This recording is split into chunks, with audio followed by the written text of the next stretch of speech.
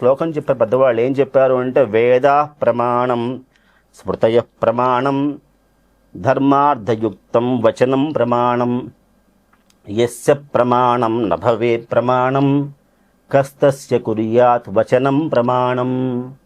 ఈ శ్లోకం చెప్పారండి. ప్రమాణం ప్రమాణం అంటూ ఉన్నాం కదా. ప్రమాణం అంటే ఏమిటి అంటే దాన్నే మనం ఇంగ్లీష్లో ఏమంటున్నామంటే ప్రూఫ్ అంటున్నాం.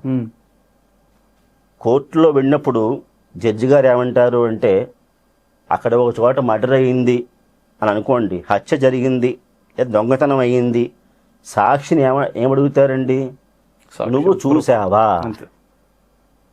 వాడికి ఏంటి అక్కడ? కంటితో చూసావా? ఎవరితో అయినా ఎవరైనా చెప్పుకుంటుంటే విన్నావా? లేదంటే నువ్వు ఊహించావా? అంటే విజన్తో అయినా ప్రూఫ్ ఉండాలి, లేదు డాక్యుమెంటరీ ప్రూఫ్ అయినా ఉండాలి. ఇవేం లేకుండా తీర్పు అయినా ఇవ్వరు.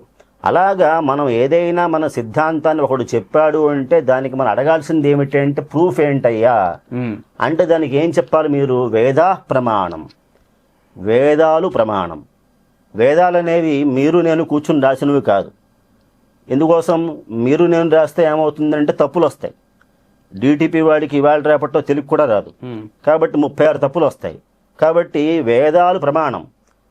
ఎందువల్ల? అవి అపౌరుషేయాలు కాబట్టి ఎవరు దాన్ని రాయలేదు కాబట్టి, గురువు ద్వారా వచ్చింది కాబట్టి. దానికి ఇంకో పేరు ఏమిటి? శృతి అని పేరు. విని నేర్చుకున్నారు ఒకప్పుడు. కాబట్టి ఇప్పటికి అలాగే నేర్చుకుంటున్నారు వేదాలన్నీ కూడా. కాబట్టి ఆ వేద ప్రమాణంగా ఉండాలి.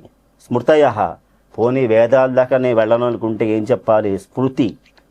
అందులో పరాశర స్మృతి కానీ, యాజ్ఞవల్క్య స్మృతి కానీ, మాధవీయ స్మృతి కానీ, లేదంటే మనుస్మృతి కానీ ఏవైనా అవనివ్వండి.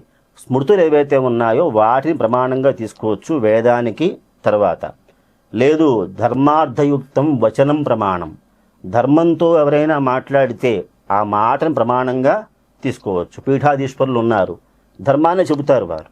ఎందువల్ల అంటే పరబ్రహ్మతత్వాన్ని దర్శించారు కాబట్టి, ధర్మ మార్గంలో ఉన్నారు కాబట్టి వారు దాన్ని చెప్తారు. అలాంటి వారి మాట ప్రమాణంగా తీసుకుంటాం. ఇవేమీ లేదయ్యా నా మాట నమ్ము అంటే ఎవడు నమ్మడు. అందువల్ల ఈ వేదాల యొక్క చివరి భాగాలు ఏవైతే ఉన్నాయో వాటిని ఏమంటాం మనం అంటే వేదాంత శాస్త్రం అంటాం. ఈ వేదాంత శాస్త్రం అనేటువంటిది నేటి జీవన విధానానికి చాలా చాలా చాలా అవసరమైనది.